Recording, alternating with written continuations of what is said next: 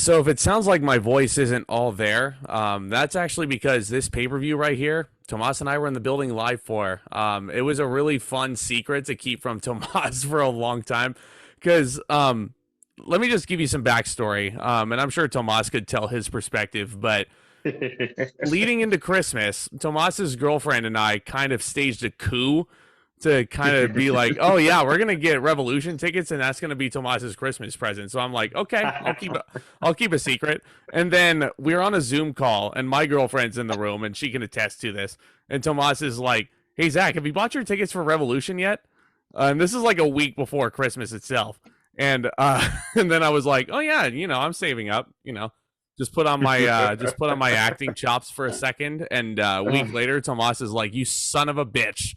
You son of a bitch. But anyway, he kept it for me the entire time. But what the greatest gift I could get, our first AEW show live, and it's a pay-per-view. Yes, we were in attendance for All Elite Wrestling Revolution live from the Chase Center in San Francisco. We had a fantastic time. It was awesome getting there early and getting to walk the pier, one of my favorite childhood spots growing up.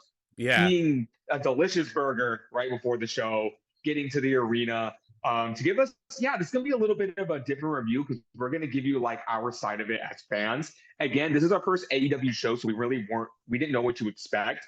And the minute we walked into the arena, they had this beautiful LED photo op, which had the banner with wrestlers on it, and everyone was having a grand time. The first thing I noticed is that the vibe was a little different. And trust me, this isn't going to be a comparing to WWE thing, but it's hard not to when this is the first like big wrestling show I've been to that isn't WWE, not counting all of the independent shows I've been to over the years.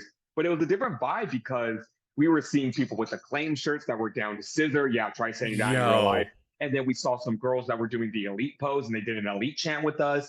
It was just a different vibe. And for the most part, again, let me stress, for the most part, everyone was very interactive with each other. We went to go get our merchandise right away, and the line was like a mile long.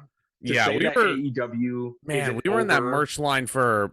Sorry to cut you off. I feel like we were in that merch line for a half an hour. But you know what? If we were gonna get our exclusive stuff like we usually do at these shows and these pay-per-views whenever we're going, I don't know if I'm gonna stand in the merch line at SoFi Stadium at all because the Superstore exists and I don't need to do that. But I mean, yeah, we just got in line, and Tomas, you see the event poster T-shirt right there. And I actually, it's funny because Tomas liked this design more, which is the match card shirt for the main event between MJF and Bryan Danielson. And I liked the event poster shirt more, but they did not have the event poster shirt in my size when I went up to them. So I went around and I was realized, give me that main event shirt in my size. And the lady was like, yeah, we have that. Sick. Yeah, here's the thing. I probably would have opted for the shirt you're wearing, but I think they sell these on AEW Shop. So if I ever change my mind, I can go back and get one. This one, however, I didn't want to take that chance. But yeah, every pay-per-view I go to, with the exception of, here's the thing. When I went to No Mercy, I didn't get one because they actually sold out. And then for Hell in a Cell, I did not get one because I didn't like the design. It was a weird, like, white shirt with the Fiend's face on it, and it just said Hell in a Cell. I didn't like it. I like shirts like these that have all the wrestlers on them, or I like the main event on the shirt. So that's the only two times I opted out for that. But yeah, we were in that merch line for a while, and it just made me realize, like, damn, AEW is successful. They are very, very successful if they're pushing merch. If I were to have a criticism, again, not comparing it to WWE, but just like, I'm not comparing, but I am comparing. You go to WWE shows and they have a plethora of selections of stars that sell push merch really well. Like, you'll have your Randy Ortons, you'll have your John Cena's, you'll have your Roman Reigns, you'll have your, the top guys in the company. AEW selection was actually very lackluster. They had the event shirts. They had Penta because I think he's a hometown boy. He loves the Bay Area. Other than that, they had championship belts, which I don't think WWE has a lot of replicas. They did have a good selection of replica belts. And they had autographed action figures, which were cool, but they were extremely overpriced. But then other than that, they had like some signed 8x10s. They had the scissor foam fingers that were selling like crazy. That's one thing, if they wanted to capitalize, get some extra money in the Acclaimed's pockets, they should have been selling some Scissor Me Daddy afters because I definitely would have opted for one of those Yo, if I mean, those were available. But alas, regardless, though, let me just also say for the record that I think the Acclaimed were the most overact in the Chase Center, because walking in, I counted at least a dozen Acclaimed T-shirts like as we were walking by, and there yeah, were so many people, random people scissoring each other. That's a sentence I never thought I would say on a podcast, exactly. Yeah, but cool people, cool vibe. Unfortunately, though, because we decided to get merch, we did miss the 0 hour match. That was yeah, Mark Briscoe teaming up with the Lucha Bros, Penta El Cieto Miedo and Rey Fenix taking on I think it was oh my god, I it can't was remember who their opponents Davari were. and Tony The Nese and Trustbusters. Josh Yeah, Woods. Yeah, it was so the Trustbusters. Not too upset that I missed that. It would have been cool to see Mark Briscoe, but we are going to bring up on a supercard, which we are pretty sure Mark Briscoe is going to be wrestling at. But once mhm. we finally got to our seats, we had a pretty good view of the ring. We got a perfect view of the stage. Nothing really else going on in the 0 hour other than a lot of interviews.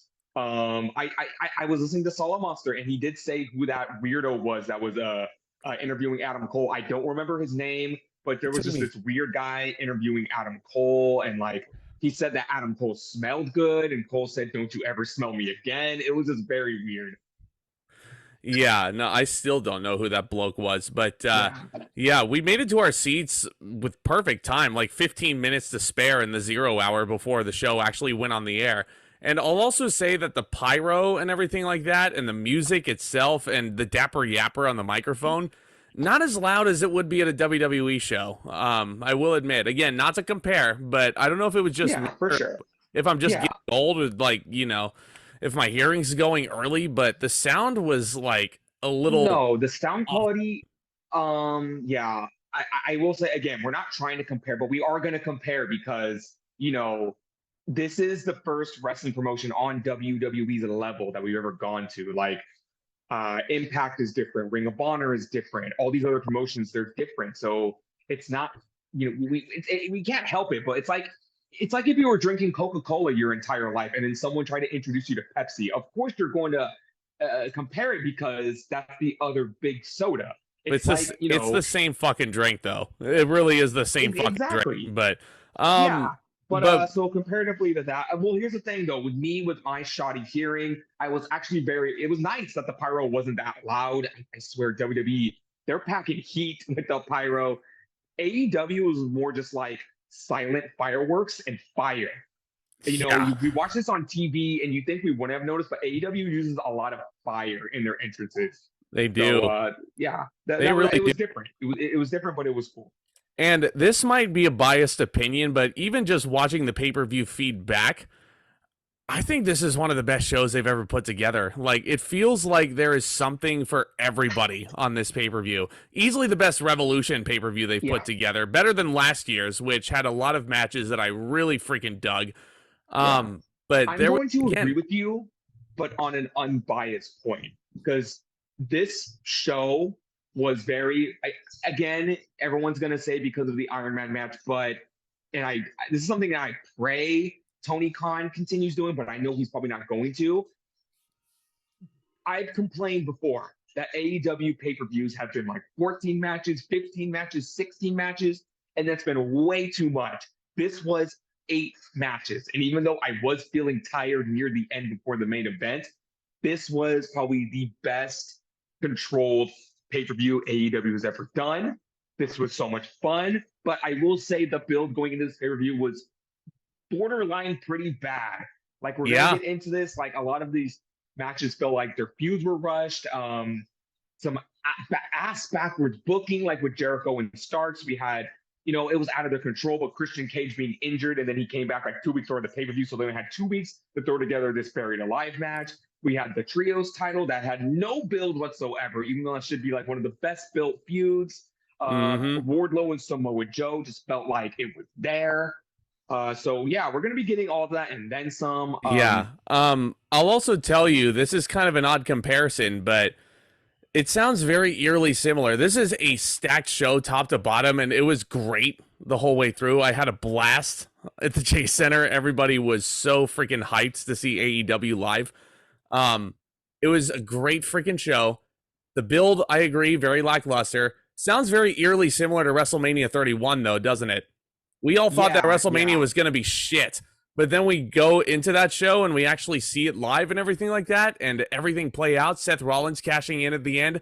It was anything but dog shit. It was one of the best WrestleMania time. Yeah, and one other note I want to make before we get into the actual card, something that very much surprised me on the other side of the arena, not on the hard cam side, there was a lot of empty seats. It wasn't like completely bare bone, like not completely tarped off like I've been to like SmackDowns in the past. But you would think with AEW and its popularity, I think this just shows that they're kind of in a dipping point right now. Like I was expecting the show to be sold out, but there was a lot of seats on the not hard cam side. Again, very surprising.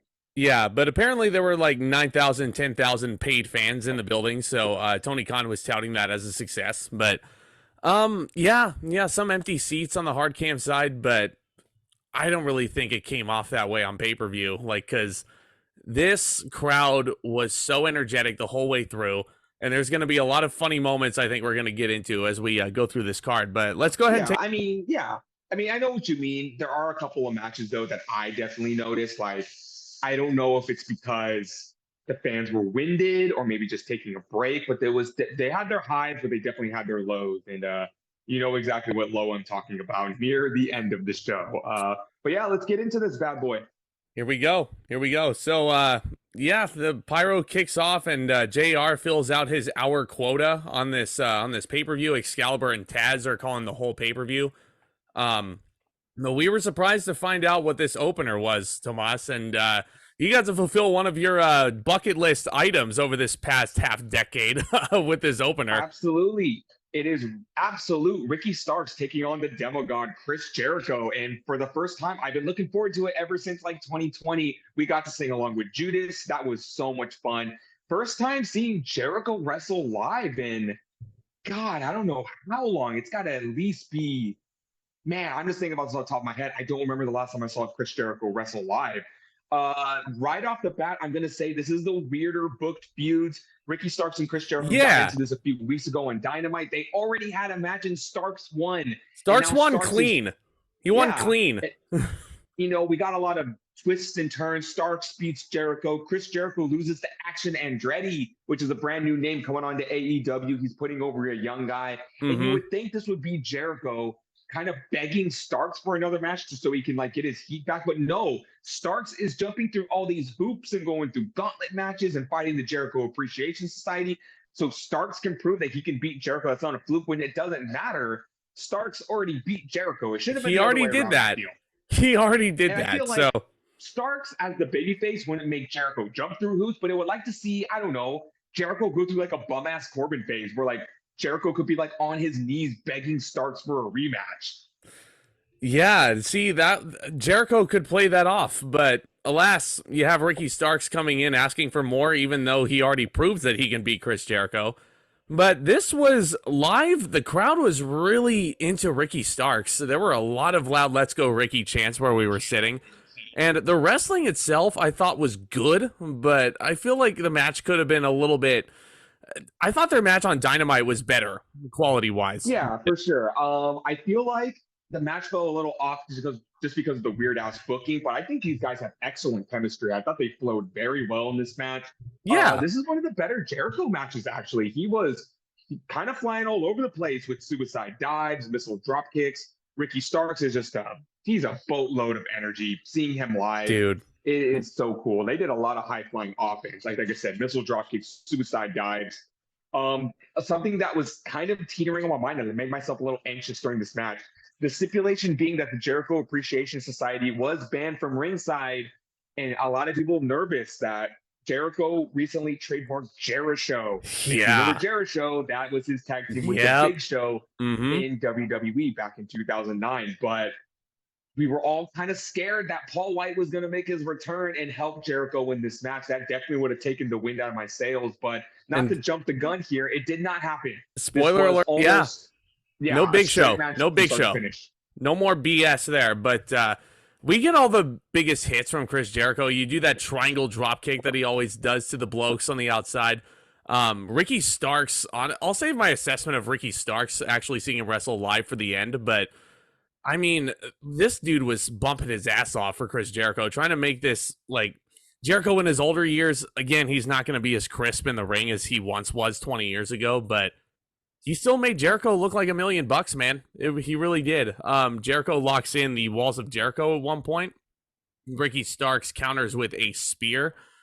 There's a attempted spear, and Jericho counters with a code breaker, which was a really nice live. Yeah, that was sick. I dug that. I feel like Jericho, even in his older age, he was throwing some stiff ass elbows in this match and some stiff ass forearms. That must be some of the strong style he learned in Japan about 5 years ago, but I've never seen Jericho work such a stiff style before. Yeah, and Jericho is hitting moves that I don't normally see from him. I was joking with the guy sitting behind us that Jericho hit an attitude adjustment, and I was like, when has Jericho ever hit that move? And the guy's like, I have no idea. But yeah, that was a little strange. Maybe an homage to John Cena because he's coming back, or maybe it was just a modified Fireman's Carry Slam or a DVD or something like that. This is near the end of the match where I started getting a little nervous, but Sammy Guevara makes his way to the ring. Yeah. Why the JAS is banned from ringside. This is bullshit. This is so much bullshit right here. Sammy Guevara runs down to the ring with his tongue sticking out, the Spanish god. Some of the crowd over in the section aside from us starts chanting, "Fuck you, Sammy." But then Action Andretti blindsides Sammy Guevara, so really doesn't make much of a difference, but there should be some, ramifications, and Sammy should be punished, like maybe suspended without pay in storyline, or being fined or something like that. You know, it's just weird when they have the so-and-so is banned from ringside, but they don't ever get punished when they end. Like, what's stopping them from coming out to ringside? Like, you know, it could have been like, Jericho, you're going to get suspended if anyone of the JAS. Like, it wasn't for a title, so you couldn't say you get stripped of the title. But like you said, Action Andretti comes out of nowhere and just tackles the hell out of Guevara. They continue brawling. For some reason, that catches Audrey Edwards. Oh my God, is her name Aubrey or Audrey? Aubrey was over before the show, by the way. There were loud Aubrey chants because she was standing in the ring waiting to officiate this opener, and she was like, she took a bow. It was fun. Hate to compare again, but this crowd was very much alive. They were very much alive and a little more edgy. Like, you know, a lot of the heels were flipping people off and we were flipping them back. A lot of "fuck you, so-and-so" chants. Something you wouldn't really feel more comfortable doing at a WWE show unless like the vibe was right. But like I said, that catches Audrey Edwards' attention for some reason. Them brawling on the outside. Jericho then introduces Floyd the Bat and he nails Starks with it. I thought that was going to be the end, but Starks kicks out. He does. And I think we missed Jericho locking in the Lion Tamer, Walls of Jericho also. Ricky Starks powers out of that, makes it to the ropes. Then we get the interference. Then you get Jericho going for a Judas effect. Ricky Starks completely blocks it, puts his arms up. Then he hits Jericho with the Rochambeau and pins Jericho clean in the middle after 13.5 minutes. Ricky Starks is money. Just watching this guy come out live and just how much these fans loved him, how over he was during his entrance. He was, again, not to compare, but he's doing like a similar Bobby Lashley style fist bump to his music, and the crowd is all doing it with him. This guy, honestly, seeing him work, like he's still, I don't want to say he has a ways to go because he's very, very good. But if you fast forward a few years, Ricky Starks could be one of the best wrestlers in the world, easily contending for world championships here, left and right. This guy, he's future of the business, I think. He's the quintessential babyface that every company needs right now. And Ricky Starks is just absolutely flourishing right now. I'm going to give this 3.5 stars. I didn't think this match was going to be that good, but like I said, Starks and Jericho actually had pretty damn good chemistry in this match. Man, you like this match more than I did. I'm going to go 3.25. I thought it was a solid opener. I bumped it up a little bit. Like, theoretically, I think it should be a 3 just because the Sammy interference really made no sense in hindsight with the JAS stipulation being banned from ringside. But I gotta give him credit. The right guy went over. So I will agree with you with that. Like, the ending sequence did seem a little out of nowhere. But considering Jericho's all about his stupid gimmicks right now, this could have been a lot more overbooked than it actually was. So I appreciate it being like 99% straightforward. Yeah, and Jericho has lost more matches at the start of 2023 than any other year he's had in AEW. So Jericho really is giving back to the younger talent. Yeah, for sure. And I think this is a good thing because in the beginning of AEW, I was actually complaining that Jericho was winning a little too much. Like, you have all these big stars in AEW, guys that are trying to get over. I don't see any reason why Jericho needs to be pinning every single one of them. I had the same complaints about Cody Rhodes. Hell, I even had somewhat complaints about that with Bryan Danielson. But I think tides are starting to turn in AEW. I think Tony Khan is starting to realize you have your veterans. You have your Danielsons, you have your Jerichos, you have your Christian Cages, you have your I hate to say this, but if he does come back, you know who I'm talking about, he who should not be named. It's time for these guys to start putting over younger guys because, people make a good point. Danielson's not going to be wrestling for another 10 years. Jericho's not going to be, doing this for much longer. You got to start investing in your future. And I feel enjoy it while you can. It reminds me back in like 2009, 2010, when people were starting to say Drew McIntyre, Cody Rhodes, The Miz, Kofi Kingston. It's time to start investing in these guys. Now we're starting to see that in AEW. It's time to start investing in your MJFs, in your Jungle Boy Jack Perry's, in your Ricky Starks. Yeah. Mm-hmm. Yeah, that's a perfect segue, my friend. Because up next we have a very personal and, in my opinion, the best story in AEW, bar none. It's been bogged down by injury, unfortunately, so it's dragged a little bit too long, but this has got to be the end, right? Because they've dubbed this a final burial match. It's Jungle Boy Jack Perry going one-on-one with Christian Cage. Now, this was billed as a no-holds-barred match last week on Dynamite, but then Jungle Boy cuts a promo on Rampage saying that, hey, you want to meet my dad so badly and you're a big fan of my dad, always mentioning him in promos? Why don't I introduce you to him personally? So this is a hybrid buried alive casket match almost. The only way to win is to throw your opponent in a casket and close the lid. Absolutely. I feel like they changed the stipulation because they realized there's a Texas death match on this show too. So why have two of these kind of like no holds barred street fight kind of matches? Also, can I say, that is the ultimate sign of closure right there. The fact that Jack Perry is able to lob a comment like that towards Christian Cage involving his dad, that is just like the ultimate sign of closure. So that was a really cool promo by Jungle Boy Jack Perry. Speaking of the future of the business, everybody knows how much I love Jungle Boy, and everybody was popping for him in the building. Everybody was singing Tarzan Boy like at the top of their lungs, but I could not help but pop for Christian Cage. And Tomas can attest to this. He was sitting right next to me. I was probably the only person in the building who was popping like mad for this motherfucker. And Christian Cage has been such a piece of shit in this storyline, but I can't help it because I love Christian. I never in a million years thought I would see him in a match live, but here he is, right in front of you. There's two ways you can support a wrestler, and we both represented this perfectly. You show your appreciation for them because we've been watching them since we were a little kid. But then there's appreciating his heel work, and I appreciate his heel work so much, but I couldn't help but just boo this motherfucker. Because he comes out in a turtleneck sweater with the sleeves cut off. If that doesn't scream douchebag, I don't know what does. It's like if Omos and Steve Jobs had an adopted father, in Christian Cage, wears Steve Jobs' clothes and he looks like he's like in Omos's sling clothing now, like. Come on. Christian Cage is evolving because as much as I love him, he has such a punchable face. He does. He has just been, because here's the thing with this feud, and I feel like it's worked so well in their favor, regardless of how much it's been derailed.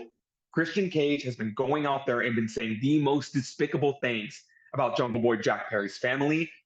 Christian Cage was unfortunately injured, which took him off for like 6 months. It segued perfectly into a little mini feud with Luchasaurus, with Christian Cage in his corner. Near the end of that, I feel like AEW, they ran out of stuff to do, so Jungle Boy had to get benched for a little bit. But once Christian Cage was able to go, thankfully, because the timeline worked out perfectly, I wanted this feud to culminate at Revolution. And thankfully we did. They did kind of have to cram a couple of promos in there just to like remind everyone why this is so personal. But I feel like the work in this match totally made up for the lack of build, because this was a brawl from the get-go. This match was undeniably fun. Undeniably fun. No headlock takeovers. This is a brawl from the start. I think even Jack Perry attacks Christian Cage at the top of the ramp. You're barely going to see any action in the ring. This is mainly around the ring near the barricades. especially up on the ramp, because that's how you win. You throw your opponent in the casket, close the lid, and basically bury them for good.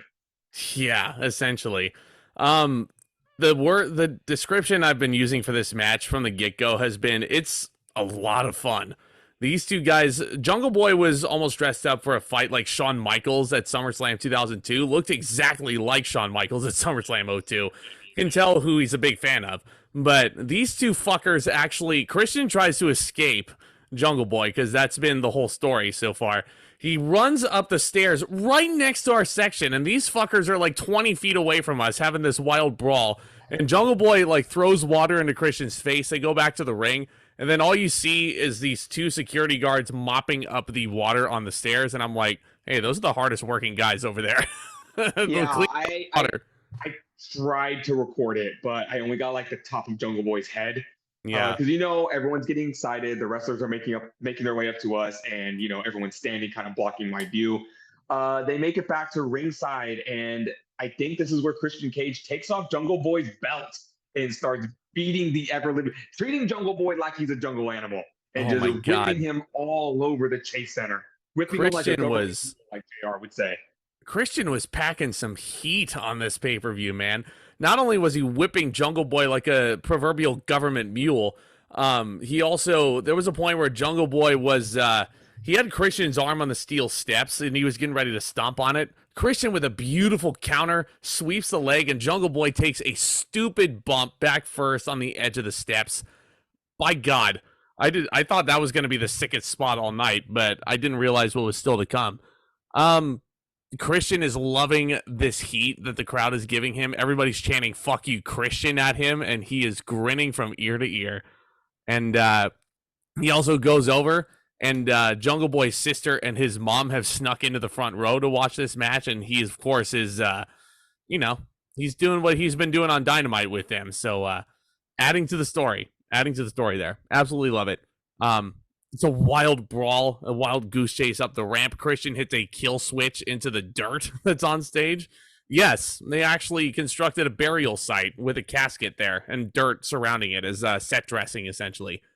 Jungle Boy snare trap with the shovel into Christian's mouth. Ow. Very, very reminiscent of Edge with his feud with Roman Reigns back in 2021. With when he would break off the piece of the chair and put it into Roman Reigns' mouth. It was really cool. The visuals in this match were probably the best part. Christian Cage thinks he has Jungle Boy down for the count, and he goes for a concerto. Thankfully, Jack Perry is able to move out of the way last second and hit a low blow. This is near the end of the match. I feel like I'm kind of forgetting. Did they do a spot off the ramp, I feel? Yes. So Christian was chucked off like a piece of garbage, and Jungle Boy actually does a senton off the ramp into the pit there. So that was a cool visual. Wish I got that on video from my view, but alas, it was what it was. They fight a little bit more. The snare trap happens. There is a false finish where Jungle Boy is almost buried, and Jungle Boy makes this big comeback. He hits Christian with a concerto. Throws him in the casket, and he's taking nasty concerto that echoed throughout the entire arena.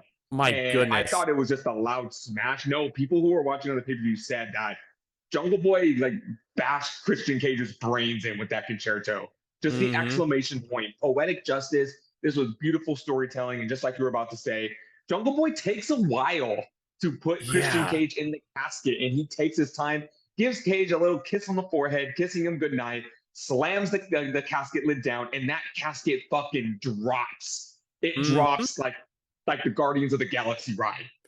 Yep, Mission Breakout. Drops. Yep. Yeah, I thought that was a cool visual. If this is the only final burial match, I mean, it's not like I'll be disappointed. I don't know if I ever need to see one of these matches again. Like, it's just to finish off this story and this narrative, and Christian finally getting his comeuppance, but this match was so much fun to watch. I know a lot of people on the pay-per-view feed were like, this match is good, but, it could be a lot better.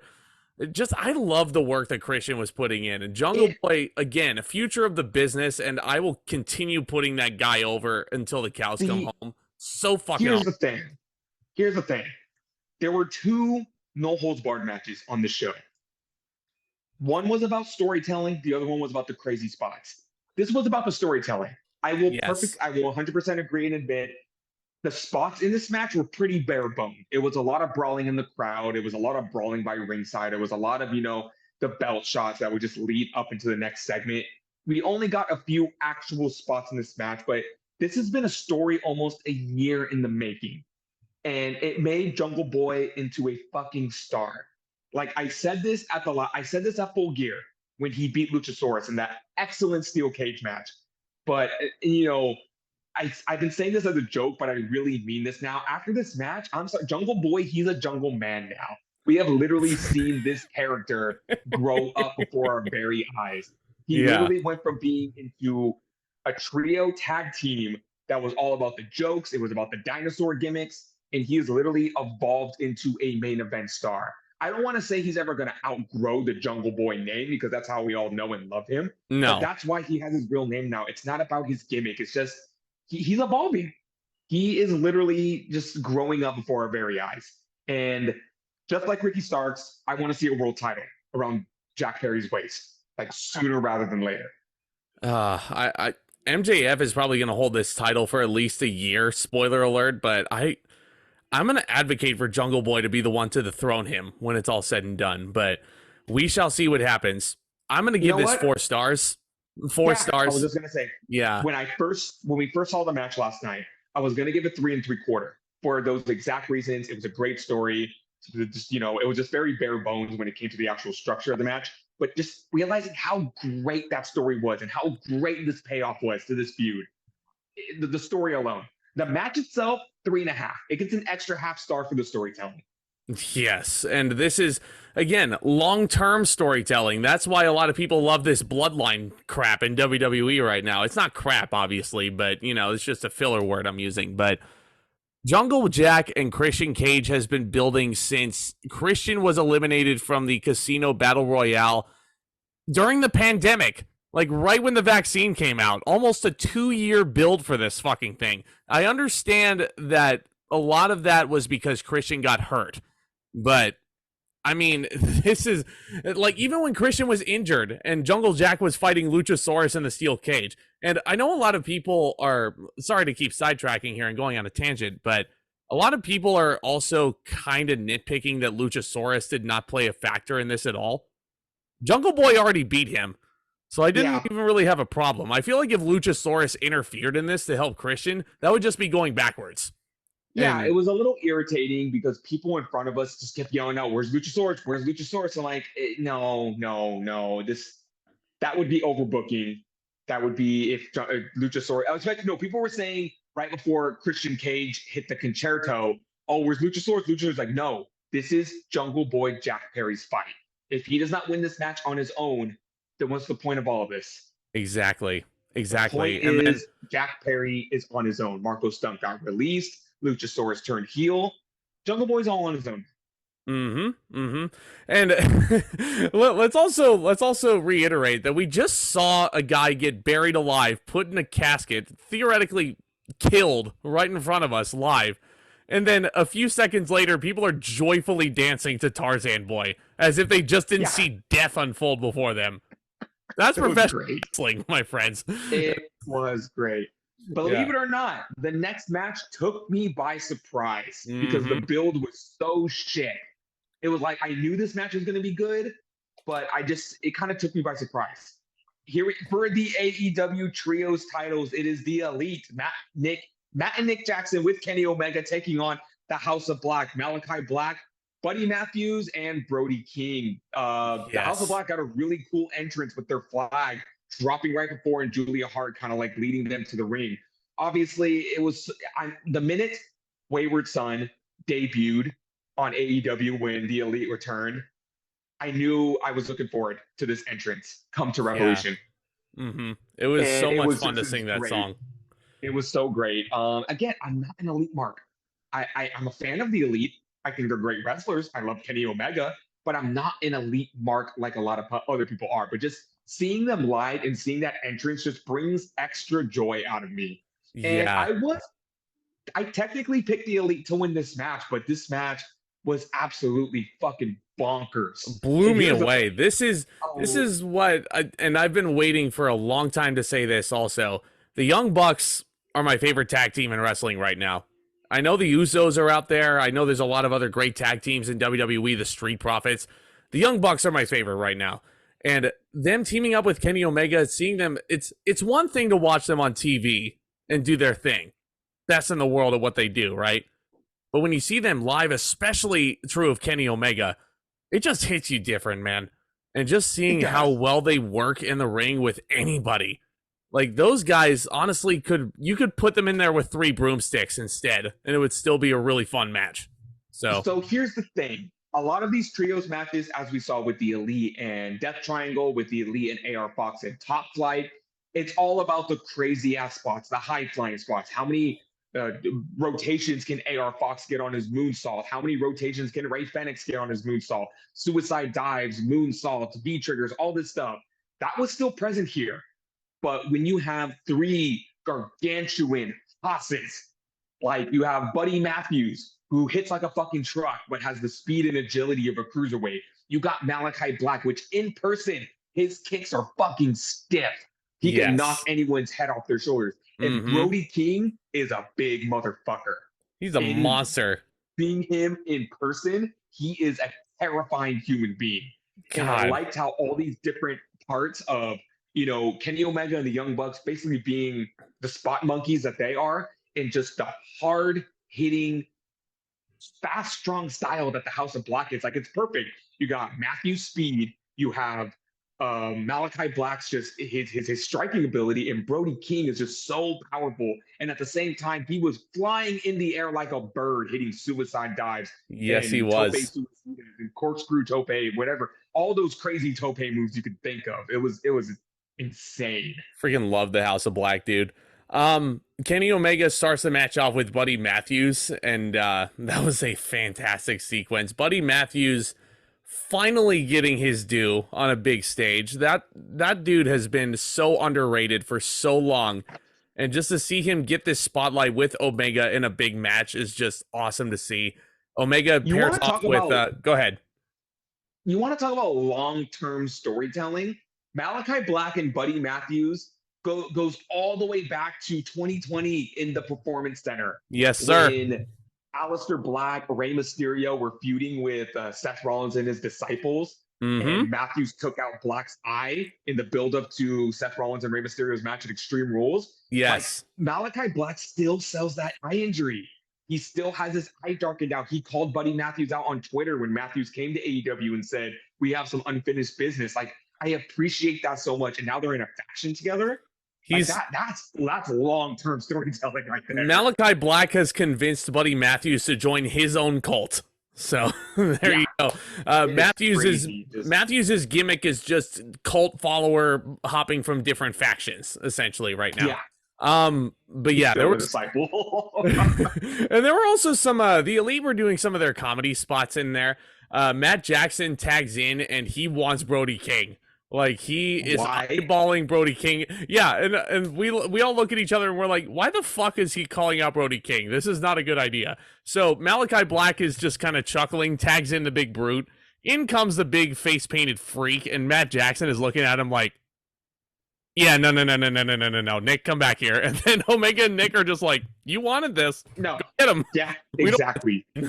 But oh my gosh, like, to remember this match move by move, it's absolutely impossible. But anything you think from this trios match, it was there. We have the classic, the Young Bucks hitting their dual moonsaults into Kenny Omega hitting his Terminator dive. It was near the end of the match where shit started getting really interesting, and it really started flipping back and forth of who was going to win this match. Yes. Because I picked the Elite to win this because I feel like they haven't been trios champions long enough. But as the match was going, after every near fall, God damn it, I wanted the House of Black. And it was near the end of the match. We had a few, like, it's like the Elite and the House of Black said, okay, we got like 5 finishes here. Which one you want to go with? And Omega just said, all of them. Every single ending sequence, ending scenario you could think of, it was here. You have Kenny Omega about to hit a V-trigger onto Malachi Black, and Malachi Black moves, and he accidentally hits Julia Hart. That was like a piece of shit. I was like, Kenny Omega hitting a woman. I'm like, how dare you? How dare you knock Julia Hart off the apron? Julia Omega. Hart. No pun intended, but bless her heart. She has been taking the nastiest bumps ever these past few months. She went through a fucking table that didn't break. She took a V-trigger from Kenny Omega. She is just, Good Lord, man. She's and then Kenny Omega, trooper. Omega shrugs it off like it's nothing. And I'm like, bro, you just hit an innocent little girl, innocent little Jezebel on the apron, you know? But there's a BTE trigger on Brody King. Kenny actually teases the one-winged angel on Brody King. And I'm like, there's no freaking way. There's no freaking way they're going to do this is spot. when I started getting upset because they took out King, they took out Matthews, and they hit the BTE trigger. And that's why I was thinking, I was sitting there and thinking, God forbid your precious elite loses a match, because the House of Black was just on fire. They had so much momentum. You think about where they are in their careers, and it's just like, why can't the House of Black win this match? So they hit the BTE trigger. I basically threw up my arms and I was ready to give up on this match, but King and Matthews saved the fucking match. Thank God. And the best part is when they got rid of the Young Bucks, and then Kenny Omega is surrounded by Matthews, by Black, by King. And I'm just sitting there thinking that there's no other worse scenario you could catch yourself in. Matthews hits a running knee. It leads into Dante's Inferno. I think that's the end, but the Bucks still save the match. Oh, it was so freaking good. Everybody was buying into the near falls, chanting, "This is awesome." There was a point where Omega was fighting all three members of the House of Black by himself, and I audibly shouted, "Oh, Omega doesn't need partners. He can just fight all of them in a handicap match. He still look like a fucking superhero, you know?" No, that's not a knock on Omega at all, because, you know, he can do that. Yeah. But it's like, it's well, so why even be trios champions? You know, you just fight them all on your own. The Elite, okay, it's weird how they've been booking the Elite, because they are the baby faces. But then they're feuding with Fox and Top Flight, and they're being total assholes, so I think they're heels. Going into this match, they're the baby faces. But by the crowd, you couldn't tell, because the House of Black was just getting cheered so loudly. Yes. You forgot that the Elite were supposed to be the faces, and the House of Black were supposed to be the heels. And sure as hell, Dante's Inferno on Matt Jackson, Malachi Black covers, and we have new champions. And the crowd popped like motherfuckers for that title change. I popped like mad. I was like, what damn. A pleasant surprise. What a pleasant surprise. Like I said, we have been watching AEW for 4 years, and then you got guys like Omega always has to win. The Young Bucks always have to win. Cody Rhodes always had to win. Bryan Danielson always has to win. CM Punk always has to win. MJF always has to win. Chris Jericho always has to win. You get my drift. And it just gets so tiring after a while because it gets so predictable. And I thought this was going to be the case. And here's the thing. I don't want to say the young new star line, because Brody King, Malachi Black, they're a little up there in age, but they're new faces. Yes. They are, you know, Malachi Black was in WWE, yes, but he's on a stage now where new faces need to get pushed. And this was such a welcome surprise that the House of Black finally has something to do, and they have these trios championships. The Elite will be fine. Guarantee it. This one loss, Tony Khan, do not have a heart attack. I was mad 2 weeks ago when the Young Bucks beat Aussie Open, because Aussie Open should have won that match. And I literally just threw my hands up and said, God forbid the Young Bucks take a loss. This is what I need. The Elite will be fine. Jericho will be fine. Christian Cage will be fine. They can take losses. Okay. No, Christian Cage won't be fine. He was just buried 6 feet deep. But anyway, I'm gonna go. No, he's dead in storyline. See him at the Hall of Fame. I'm gonna go with 4.25 stars on this one. This was a lot of fun to watch live. Junk food wrestling at its finest. That is Tomas's hashtag right there. But man, I love this. A lot of people said it was their favorite match on the night. I think there were a couple other ones that beat this one out for me, but damn, it was great. It was really, really great. I'm going to give it 4.5 stars. This was excellent. This was my second favorite match of the night. It was such a welcome surprise. And, you know, I'm such a mark for the House of Black. I love Matthews. I love King. I love Black so much. And even though I'm not elite mark, I still appreciate them. I can finally say I've seen Kenny Omega live. Be the first time. Hope it's not the last time. This was excellent. Again, the build was shit. The match made up for it. But this does bring a good point. Tony Khan, start investing in your stories, because storyline telling And in professional wrestling matches, are like peanut butter and jelly. Some people say you can't have one without the other. That's And why in this case, match. That's why this match didn't score as high for me as it did for you. Is because there was practically no story. What, House of Black just turns the house lights down? They just start spooking the Elite for no reason 2 weeks before the pay-per-view, and now it's like, okay, here's a trios title match. The Elite were being such dickheads to AR Fox and Top Flight, it didn't make me want to cheer for the Elite. It made me want to say, yeah, House of Black, kick their asses. Yeah.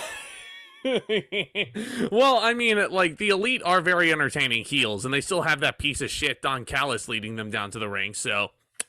It's like, I say this about the same case with WWE. If Paul Heyman is your manager, you can't be a babyface. Same in AEW. If Don Callis is your manager, you can't be a babyface. Absolutely no chance. But up next, the title matches just keep on coming. It's a triple threat for the AEW Women's title. It's Jamie Hayter, who was over like mad in the Chase Center, defending against Ruby Soho, Destination Unknown, along with yes, Ruby, demonetized there. We also see Saraya in this triple threat here. Saraya, newly turned heel since we last talked about her at Full Gear. Big return match against Dr. Britt Baker. Was it just me, or she didn't really get a reaction? I mean, like, the crowd, like, there were some people who were applauding for her, but Jamie Hayter easily got the biggest pop of the three. Yeah, but, considering Saraya just came back and she's still kind of, it's like when Bryan Danielson returned. It took me like 6 months for me to like finally like, whoa, he's back. He's fucking back. Yeah. So same with Saraya. Like, I see her come to the ring. I'm like, 1 year ago, she couldn't even wrestle. And now she's kind of getting a lukewarm reaction like, oh, yeah, it's Saraya. I don't know. I just feel like people who come back from retirement, I don't want to say they're not showing her respect, but a little more fanfare. We're getting there. I actually, unfortunately, I missed most of this match because I was taking a restroom break, much needed for me, unfortunately. But thankfully, the Chase Center did have a bunch of TV screens outside while I was waiting to get a drink or whatever, so I could still watch a lot of the match. But Tomas was still in the stands for this one, so I'll let you take the lead. I actually enjoyed this match. I think I enjoyed it a lot more than other people did. It did start out very slow. We just had that excellent trios match right beforehand. And I will say, these three ladies, it took a few minutes for them to get into their groove. The story here is so fucking weird. You thought the story for Starks and Jericho was weird. This was even fucking weirder. So I'm going to try and explain this the best way I can. So Saraya and Toni Storm, Saraya was supposed to have a mystery partner going into the big LA show. And it ended up being Toni Storm. Kind of weird, right? Well, apparently Tony Khan was hoping for Mercedes Moné. Once Mercedes Moné fell through, he kind of panicked and just threw this thing together. And then all of a sudden, a week later, there's a double turn. Saraya and Toni Storm turn heel, and Britt Baker and Jamie Hayter turn face. I feel like in wrestling, I do like the double turn. I like the dynamic. But I feel like nowadays in modern wrestling, it just happens so out of nowhere. Like when Alberto and Dolph Ziggler did it at Payback 2013, it's like, it made sense, but like, whoa, where the fuck did this come from? It's like, you also don't know how to react to a double turn. You also got to think about it this way, and a reason why a double turn happens. The reason why they had to turn Dolph Ziggler babyface, for God knows what reason why, because he sucks, it's because the crowd was so into Dolph Ziggler when he won the big gold belt from Alberto Del Rio, who was supposed to be like WWE's like new Hispanic hero in the industry. And once Dolph Ziggler got that big pop cashing in Money in the Bank, they pretty much had no choice but to turn him babyface. And then what's Del Rio gonna do? He's gonna be left out in the cold. So it's the same concept here. Jamie Hayter, so over. The crowd loves her. Every single time you see her on Dynamite, every single time she makes an entrance, everybody's chanting Jamie Hayter. They love a bit of this woman. So it's like, Saraya just came back, but like, she can play a heel. She can play a heel. You could turn her no problem.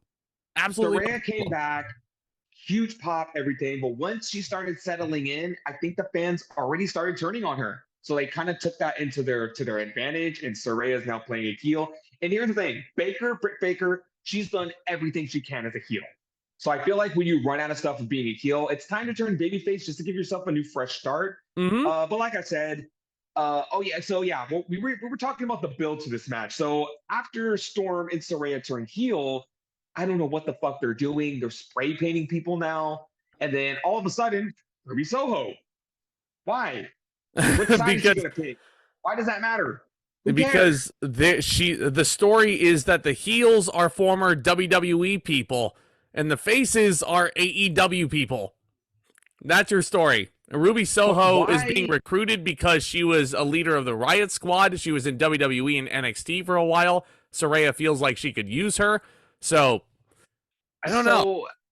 Soho just came out of nowhere. I don't know why she's being caught in the middle of this. Don't get me wrong. I love Ruby Soho, and I will not complain that she's getting more TV time.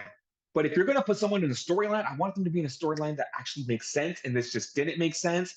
And then they just had a random as fuck triple threat match on AEW with Britt Baker, Toni Storm, and Ruby Soho. Why? I don't like when they do three ways when there's nothing on the line. There's no fucking point in doing that. But thankfully this time, the world title is on the line.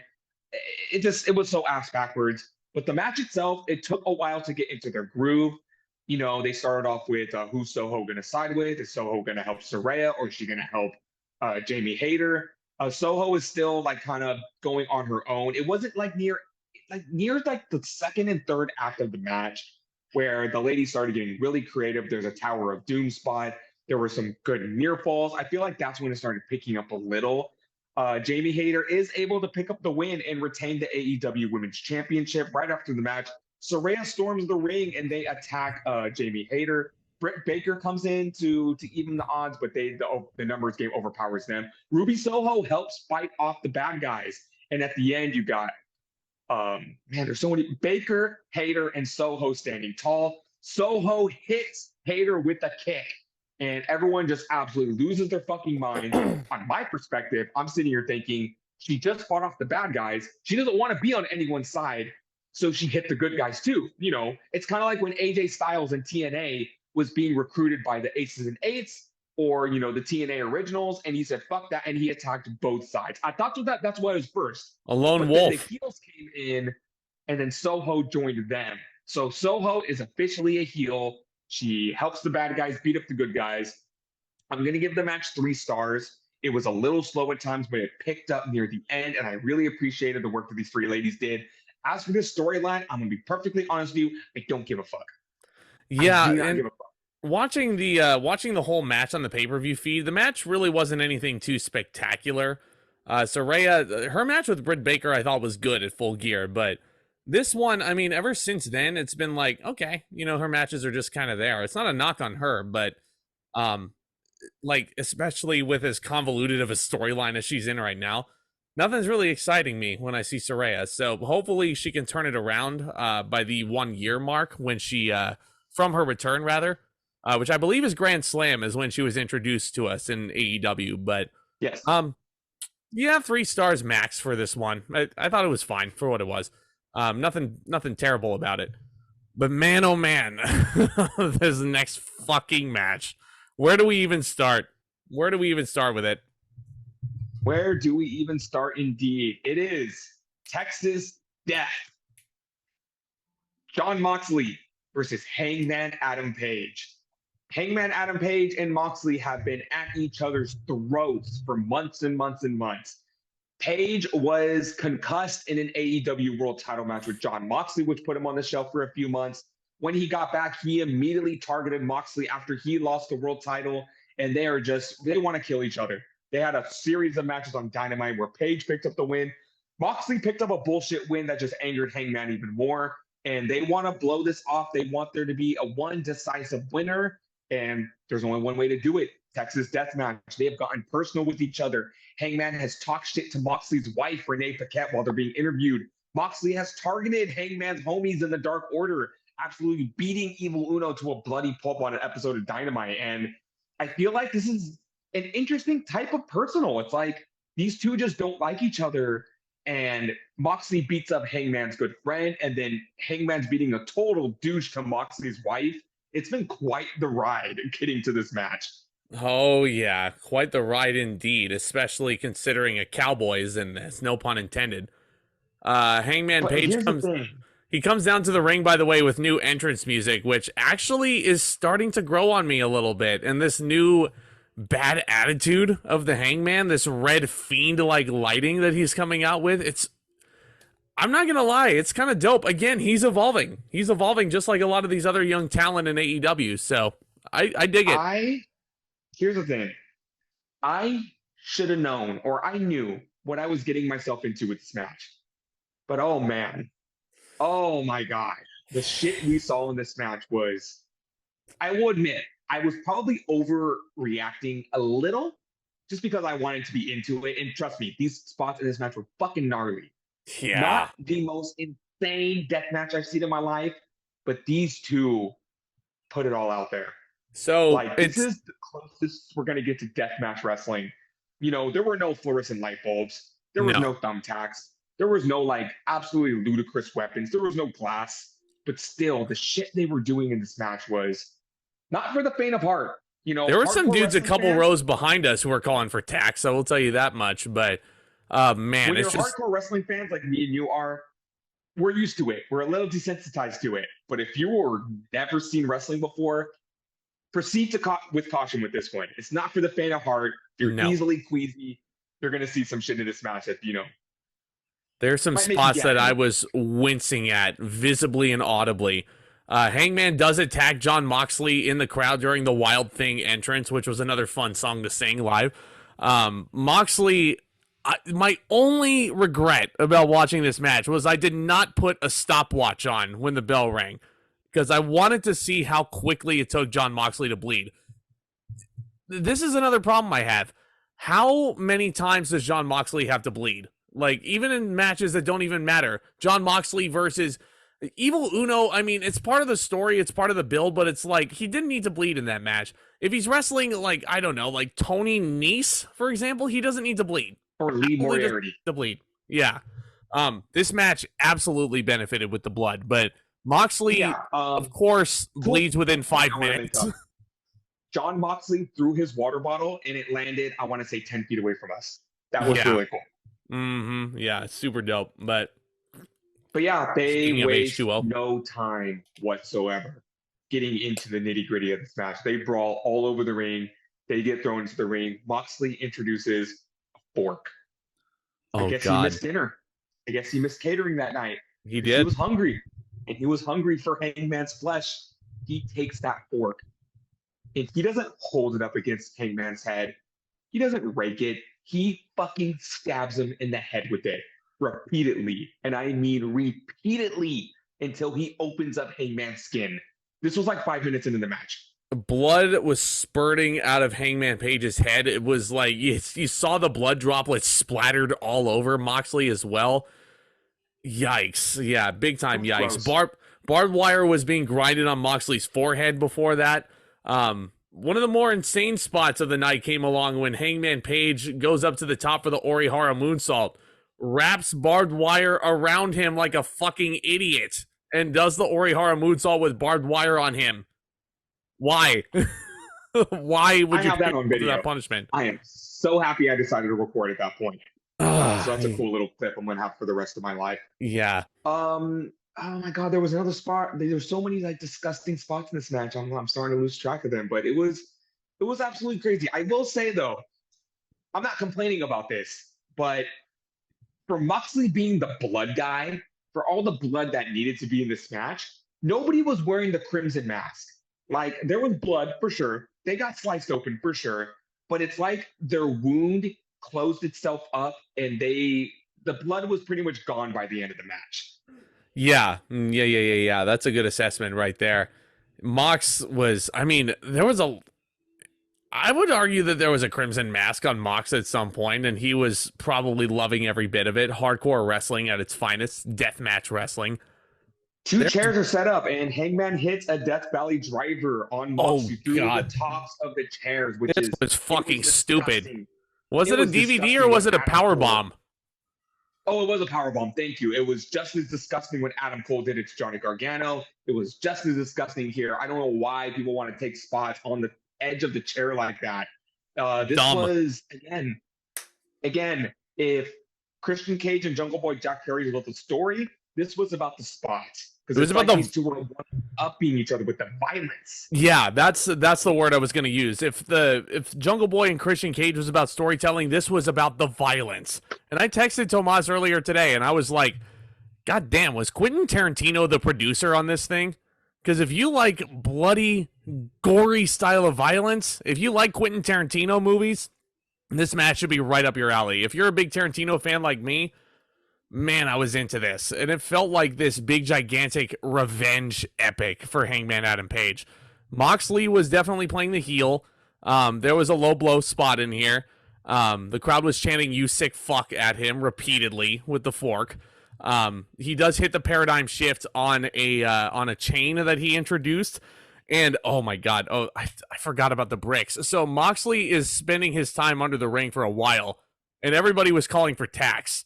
But instead, he pulls out this long-ass steel chain and 2 bricks, just like Kevin would throw at Marv at Home Alone 2. The funniest scene ever. But this was far from funny. In a direct callback.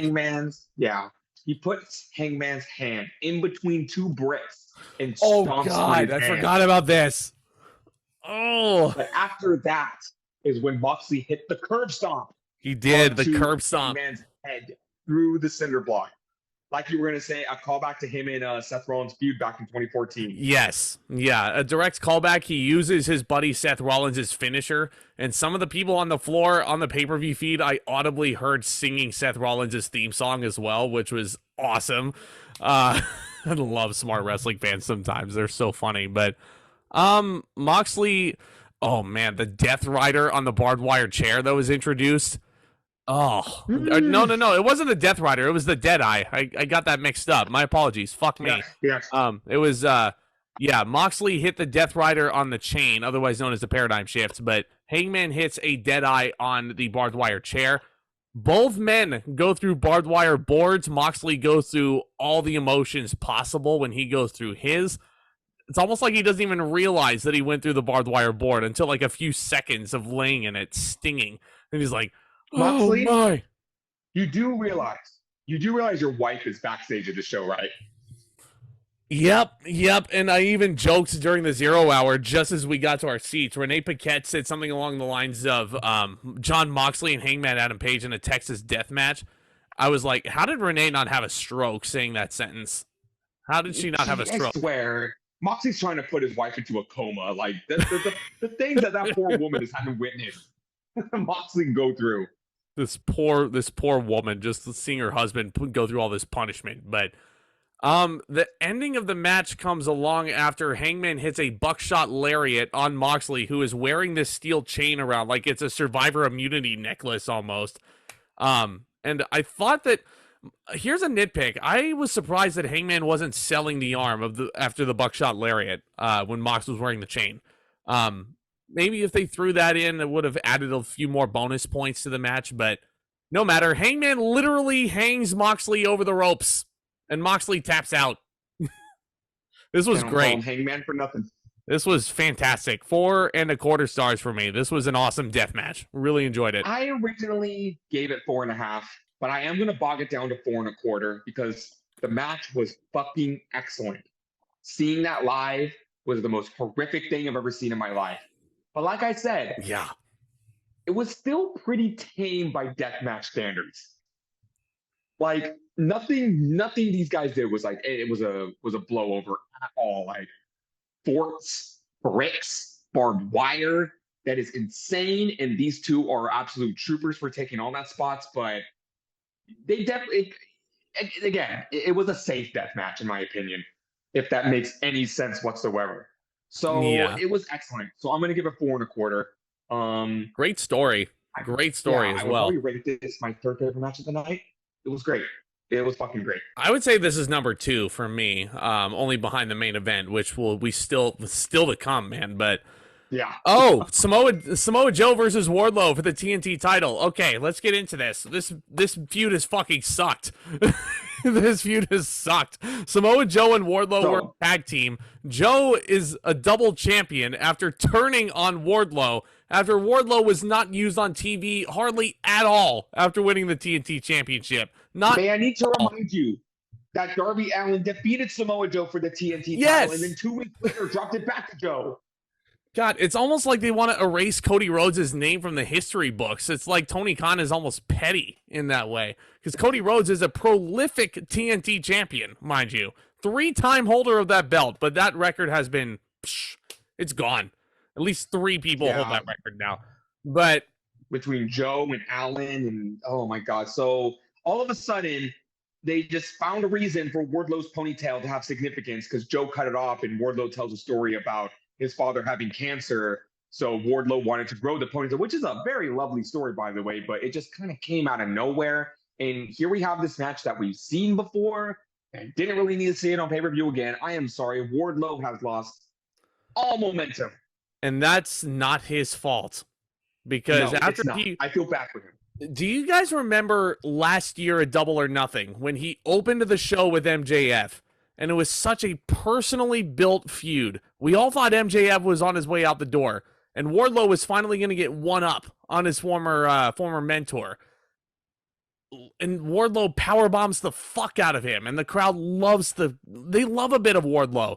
He beats Scorpio Sky for the TNT Championship. Looks like a freaking beast in the process. Fucking disappears. He's gone from your screens.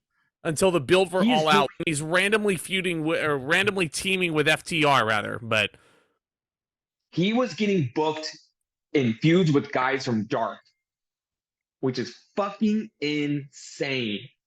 This is like, to put it in perspective, this is like back in 2002 when Paul Heyman turned on Brock Lesnar, and Brock Lesnar went through that odyssey to not only get back to the WWE Championship, but F5 Paul Heyman.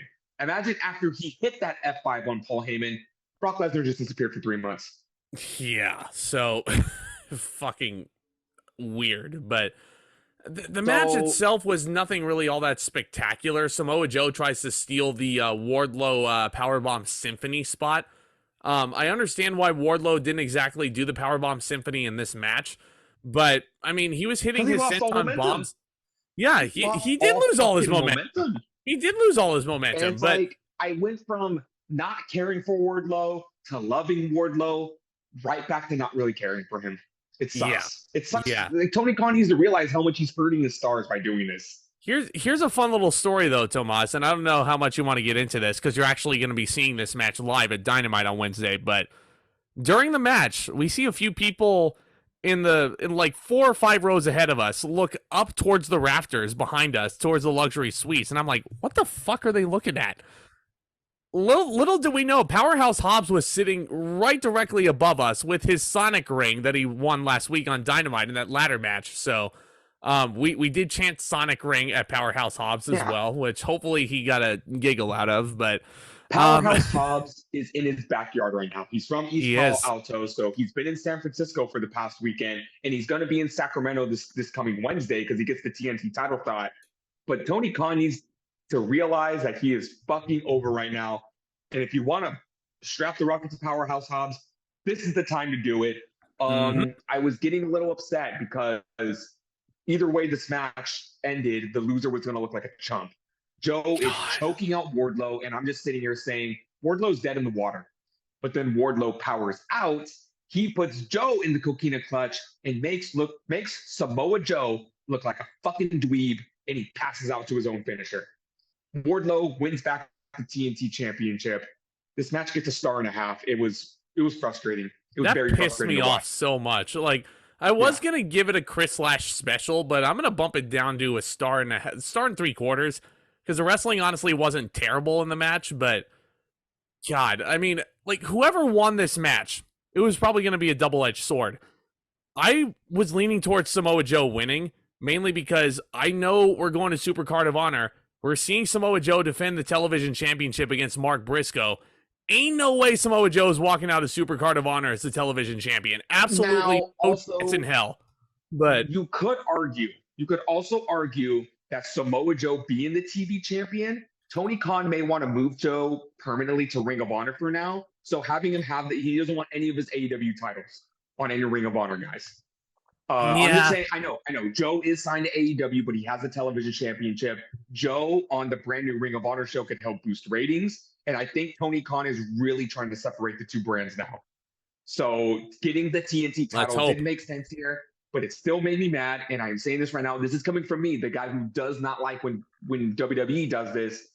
Wardlow is a transitional champion. He needs to drop that fucking title on Wednesday to Powerhouse Hobbs. I will be extremely upset, and I'm going to be in the audience for that show too. I will be extremely upset if Wardlow retains against Hobbs, because that's going to make Hobbs look like a fucking doofus.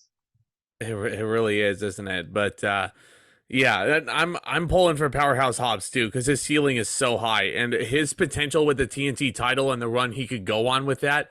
Because let's face it, Wardlow's lost all momentum, and that's not his fault, unfortunately. But not getting booked, and I understand why Wardlow won the TNT title at this point. Mainly because, well, if Wardlow's not the TNT champion, how come he's not going after MJF, his former mentor?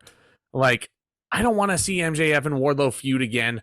Like, it's probably inevitable. Not for a while. Yeah, not keep right them now. separate. Keep them separate. But, yeah, I want Hobbs to win. But weakest match on the card, unfortunately. Yeah. But Hobbs was the most over guy in the match, and he wasn't even in the match. We were cheering. Again, he was right above us, so we were cheering hard for him. We were shit-talking Wardlow. We were, again, and also, Powerhouse Hobbs is a Bay Area boy. Got to cheer for him. Absolutely, 150,000% go Hobbs. But up next is this is a really fun match. I'm not going to lie, man. Believe it or not, this is another match that kind of took me by surprise, but this was probably the second weakest match on the show. It is the Guns, Austin and Colton, defending the AEW Tag Team titles in a four-way match against Jay Lethal and Jeff Jarrett, Orange Cassidy and Danhausen, and the Acclaimed Max Caster and Anthony Bowens. What the fuck are we looking at right here? My God, this was like Comedy Central almost. First of all, it's fucking crazy that I'm saying that I saw Jeff Jarrett wrestle in a match live and come out to his old TNA theme song as well. Jay Lethal also, I'm a huge fan of Jay Lethal. He's been so underutilized since coming to AEW, but him teaming with Jeff Jarrett and, Sanjay Dutt, who is so fucking obnoxious, along with AEW's version of Tomas, as I called him in the crowd, to some giggles from people. But so this is what we got, basically. The Guns, Jay Lethal and Jeff Jarrett, Orange Cassidy and Danhausen, yay. The Acclaimed, yeah.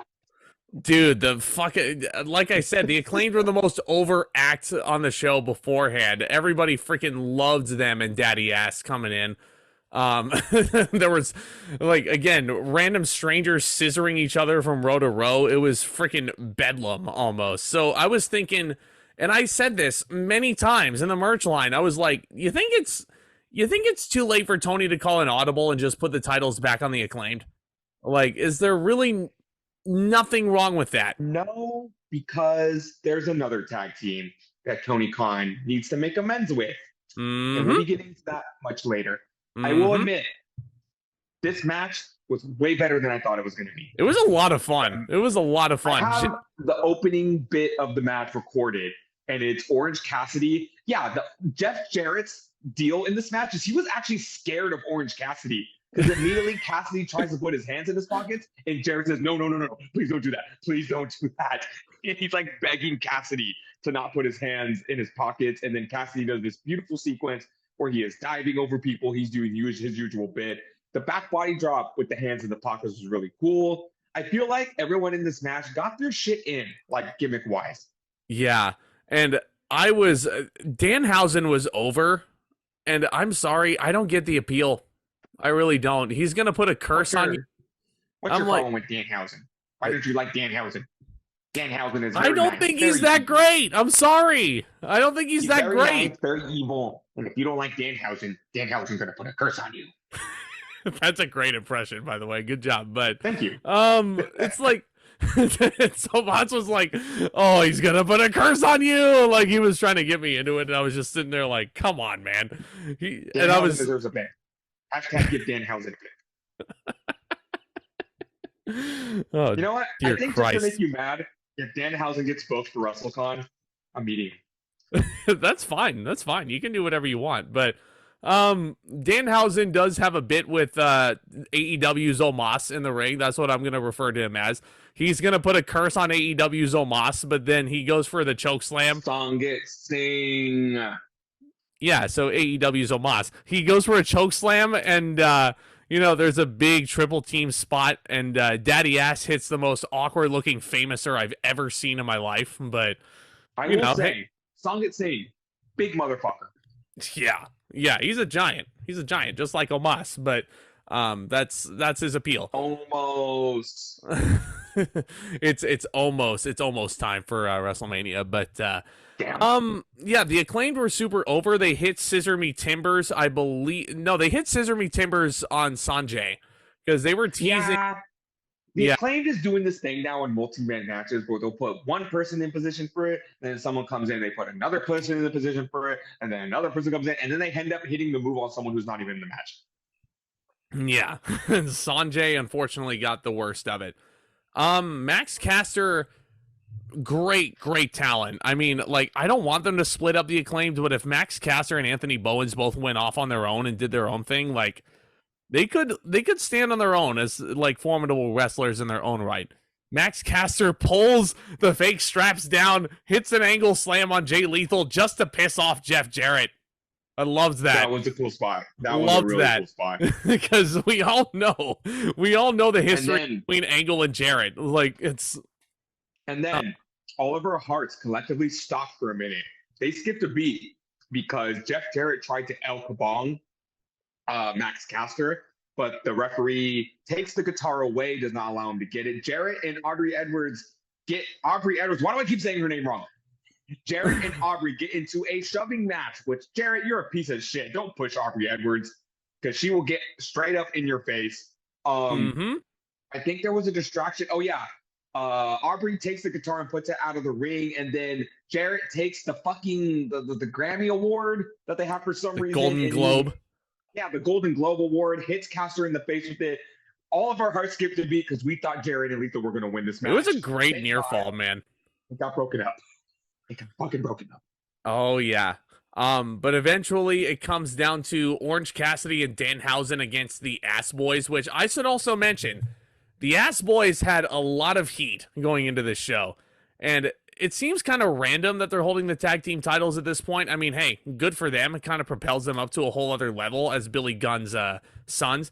They actually did hit a low blow on their father, and I was spoofing Michael Cole at Extreme Rules when he was yelling at Dominic, and I was like, God damn it, that's your father, for fuck's sake. But oh my God, yeah, that bastard, that bastard. Billy Gunn brings up his kids into this company. They're gonna fucking do that to him. Ungrateful pieces of shit, man. So they toss the one Billy Gunn outside the ring, and here's something I need to mention here because I saw this circling around on Twitter. Before the show, the people who are sitting on the floor that got the souvenir chairs, there were actually typed out notes to every single one of them, apparently written by the Ass Boys themselves, actually asking people not to chant Ass Boys at them or any other variation of it. So I saw that picture too, and not gonna lie, they had me in the first half. I literally thought that Chase Center had typed out a notice, or AEW typed out a notice saying, please stop with the Ass Boy chants. And I'm like, this is pro wrestling. You think they're gonna stop chanting that? I mean, it's not disrespect. It's just what they are. They're Billy Gunn's boys, so therefore they're Ass Boys. They're the Ass Boys. Yeah, they hit the 310 to Yuma on Danhausen, and thankfully Danhausen is the one who takes the pinfall, and they retain the titles. The wind was taken out of my sails. Like, literally. Everyone in the arena was like, are you fucking kidding me? Nothing against the Guns. Nothing against them. But you don't take the most overact in the company and just put the titles on another team for no reason. But I'll tell you exactly why they did it. Because afterward, Renee Paquette, by the way, the match was 2 3/4 stars. It took me by surprise. Renee Paquette goes to interview the Guns, and then FTR's music hit, and the place exploded. They got the biggest pop of the night, in my opinion, when it came to entrance-wise. it was insane. Like everyone stood all on their feet. It was probably the most magical moment other than the finish to the main event. FTR hit the ring, they take out the Guns, and there you go. That's why the Guns are the champions, because FTR has been benched for way too long, and Tony Khan's going to put the AEW tag team titles on them. Yep, and then he's going to turn them heel, and he's going to have them feud with the Acclaimed for the rest of the year. You know, you do what you can.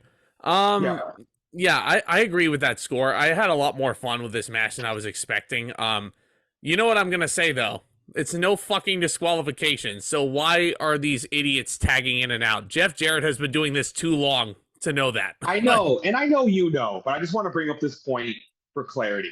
Okay. You really think the Guns, the Acclaimed, Danhausen, Orange Cassidy, Jeff Jarrett, Jay Lethal, if they were all in the same ring at the same time, that it would not be an incoherent, sloppy mess? I've seen fatal 4-way matches that, you know, were a lot more controlled. That's 4 men. 8 men. Jeff Jarrett. You can do it. You can do it. Danhausen. As much as I love Danhausen, this is a pretty big stage for him. The Guns work together well as a team, but as individuals, I wouldn't want to see it. This match would have been a lot worse. Fair. More outside interference than I was expecting, too. But, oh boy. You ready? This is the reason why we all came to this show. This is how we got our money's worth, essentially. If nothing else on this show was great, this is the one match that would have really, like, saved it from anything else. It's Maxwell Jacob Friedman, the champion. Bryan Danielson, the challenger. 1 whole hour. Iron Man match rules. When I heard that this was going to be a 60-minute Iron Man match, I was a little bit concerned going in, mainly because I was like, oh God, we're going to have to sit through a match for a whole hour, probably meaning that there's going to be no falls. They're probably going to pull a Brett and Sean. But little did I know, Tomas, that thinking about it more and more, I think this really is the greatest Iron Man match of all time. And I'm not just because I was there live. The storyline was amazing. The presentation was amazing. MJF getting an orchestral entrance of his theme song with violins. Yeah. MJF coming out with his Joker mask, where it all began, his odyssey for the world title. And once the match started, I literally sat back and I said, here we go. We're in this for the long run. Was not concerned for Bryan Danielson, because we know how Danielson competes. That this guy could go 30 minutes, not break a sweat. He wrestled over an hour and 15 minutes in a Royal Rumble match. Looked amazing doing it. His conditioning is godlike. MJF, however, we did not know how he was going to perform in this match. The match goes, and these guys' chemistry is perfect. Absolutely perfect. The really is. My word. Yeah, it's excellent. So this was like perfect 3-act structure storytelling here. The first 20 minutes of this match was all about getting the heat on MJF and building, you know, Bryan Danielson as this tough hero that takes no nonsense from people. So much so that MJF actually does get a lot of heat backstage for throwing a drink on a little kid in the front row. What a piece of shit. What a piece of shit. Yeah. Like, apparently he did that and then looked at the camera and said, I'm sorry, Dave. Is that going to cost me a star? Yep. Yeah. Yeah, I'm sorry, Dave. Is that going to cost me a star? Maybe I won't win the Bryan Danielson Award after all. This is also another thing he said. He's 26 minutes it took for a first fall. It really did. My favorite sequence in that first 26 minutes, Danielson and MJF got into a pinning combination several times, and it was your typical roll-up into a roll-up, a victory roll where they would roll around the ring, and they were literally rolling around like a ball, and the referee had to literally chase them for several 2 counts. It was beautiful. Like, if you say MJF is not a good professional wrestler, I'm sorry, you're wrong. He is amazing. In the ring, on the mic, he's the total package. He is the now, my friends. We're sitting in a legendary time. MJF himself said it at the media scrum. He wants to basically leave a legacy. And he said that there's so many people who are just good at talking and they can't back it up in the ring. MJF can do both. He really can. And say he what hung you in there with the best wrestler in the world right now.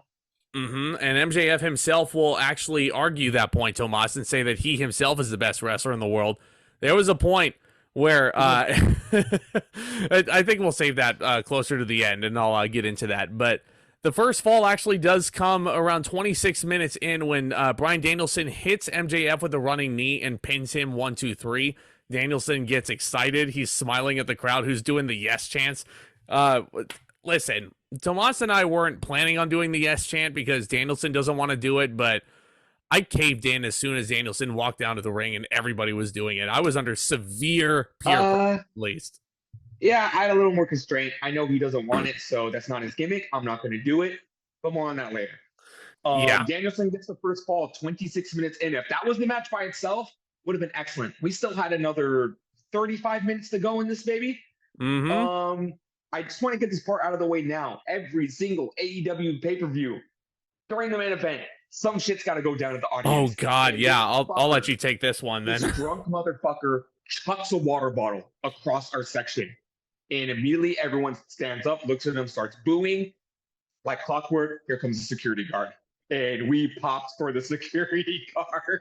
Oh, yeah. That motherfucker out. And the security guard was actually playing into it because he looks over at us and he does this like he's a fucking wrestler. So he was trying to get himself over.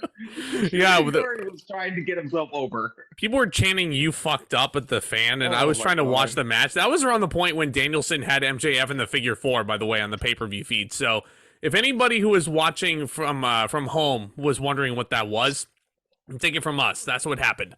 There was, I thought this was so funny. So there were guys in the concourse all night who were walking up and down the aisle like trying to sell us food items or water items. Well, during the Iron Man match, there was an ice cream man who was walking up and down trying to sell us dibs, Nestle dibs, and the people. They knew this was a long match, so they were like, they knew they had to keep awake, in more ways than one. MJF and Danielson are enough to keep my attention for sure, but it was just so entertaining to hear the crowd just start immediately chanting for the ice cream man as he was walking up and down the stairs. And the ice cream man was actually playing into it. And then when it goes towards, I don't know, like the 45-minute point of the match, you see the ice cream man walking down the other section and they're chanting for him. And he has his phone out and he's filming it. And he's probably all over his Snapchat right now. So shout out to that dude. We made his night.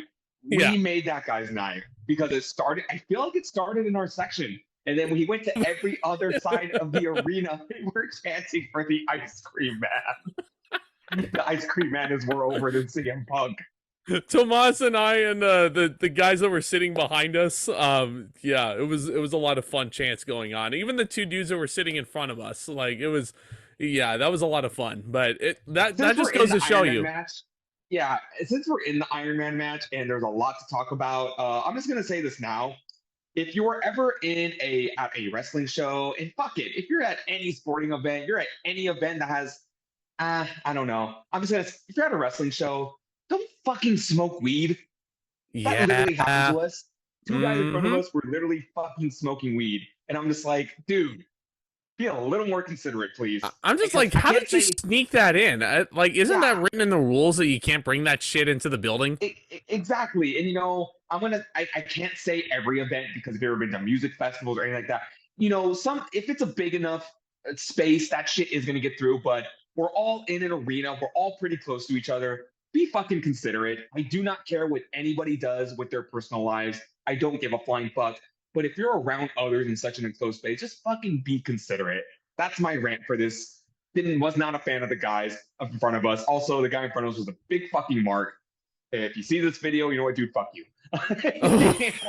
Jesus Christ. This was 50 minutes, this just goes to show you, if you sit in a section with Tomas and I at a show, like, you're number one, you're gonna have fun because Tomas and I are gonna start chants like the whole night. So if you get annoyed by us, sorry, but be considerate. You know, like if you're gonna sit in a section with us, be considerate, and then we or won't. just with anybody. We're not just saying with us, with anybody. With anybody, there were like yeah. kids around us, and like, what the fuck, dude? Anywho, that's my rant. That was kind of like there was no dead points in this match, but you know, when you go 60 minutes, there's a lot going on there. That's another MJF thing. Can I mention these 60 minutes flew by?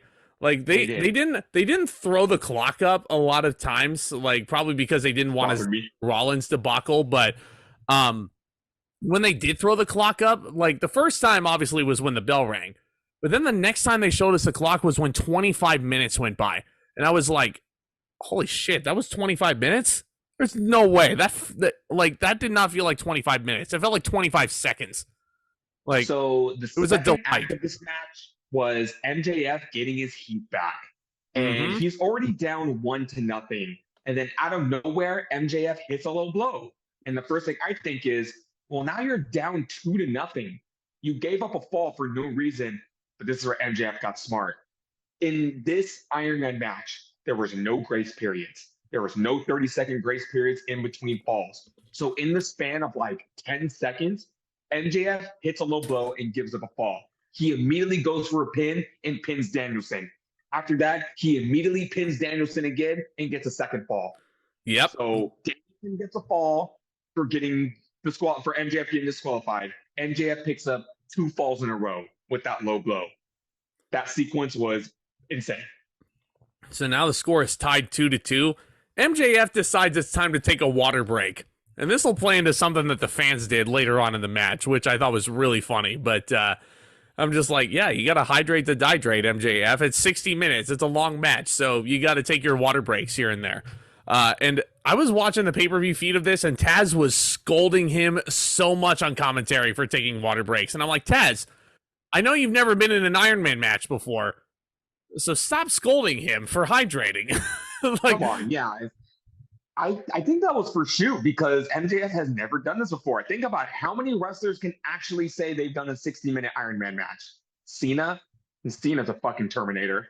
You can only count on Triple H. 2 hands, really. Triple H, The Rock, Kurt Angle, Brock Lesnar, Shawn Michaels, Bret Hart, obviously.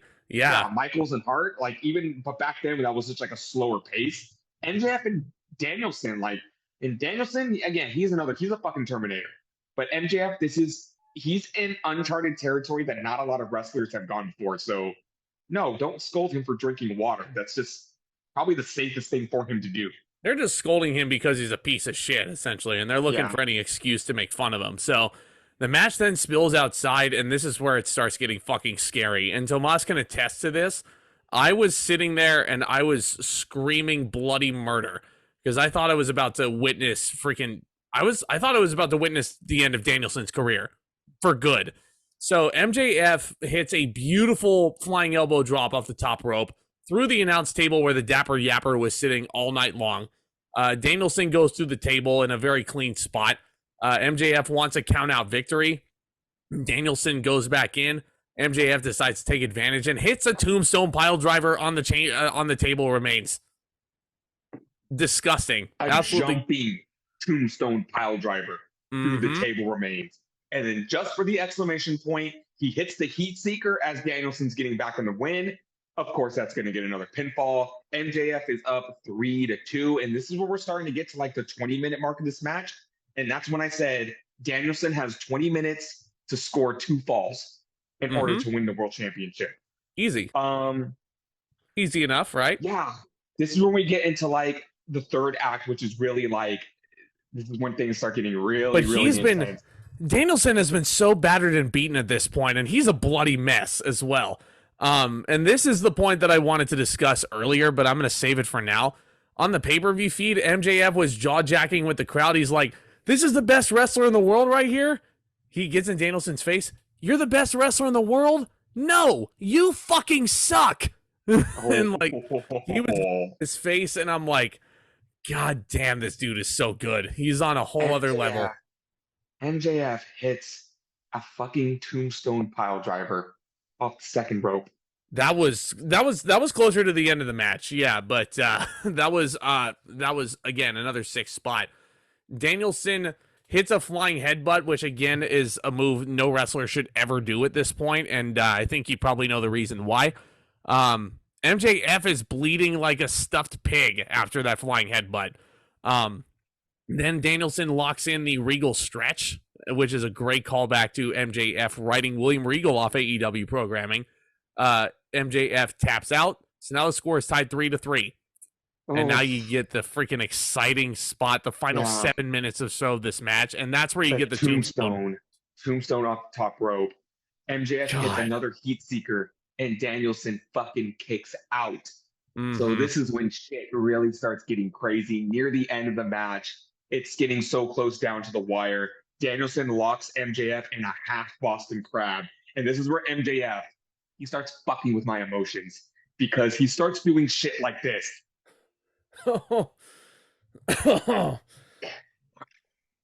God, man, he's just so good at selling. He is, because he would just like he knew he was fucking with our emotions. One of the best sellers in the business. Really is. So long, and it's counting down, and it's counting down. The buzzer hits 0, and MJF taps out like a bitch, but it's too late. The match has gone to a draw. Justin Roberts announced that it is a draw. Bill, your AEW World Champion is MJF. We are all pissed. And I knew what happened next. I knew what was going to happen, but we were all furious that they would even tease the idea of this going to a draw. Then Roberts gets something in his earpiece that he wants to deliver to Tony Schiavone. Well, first, actually, you have it backwards. So what happened was, the fans started chanting bullshit as loudly as they could at this. And there were a whole bunch of medical personnel who ran down to the ring to attend to these poor blokes who just wrestled for an hour. They're giving MJF an oxygen tank. This will be important for later. But then Tony Schiavone gets something in his earpiece, and he gleefully runs down to the ring because he says like nobody else. I will gladly tell Justin Roberts, because Schiavone has every right to hate MJF because MJF sucker punched him on an episode of Dynamite. Roberts then announces, or he says, that Tony Khan will not allow this match to end in a draw. So we're going into sudden death overtime. The crowd exploded. The crowd exploded MJF too. Is pissed, and he starts shoving the referee. The referee shoves back. Danielson gets a schoolboy in. 1, 2, and a kick out. MJF then rolls up Danielson. 1, 2, and a fucking kick out. And this is where shit really starts getting crazy. MJF goes for the world title belt. The referee tells MJF, go ahead, use the title belt. Be my guest. If you use that title belt, you will lose the championship. So MJF realizes that he will lose the match and he'll lose his championship via disqualification. Fantastic.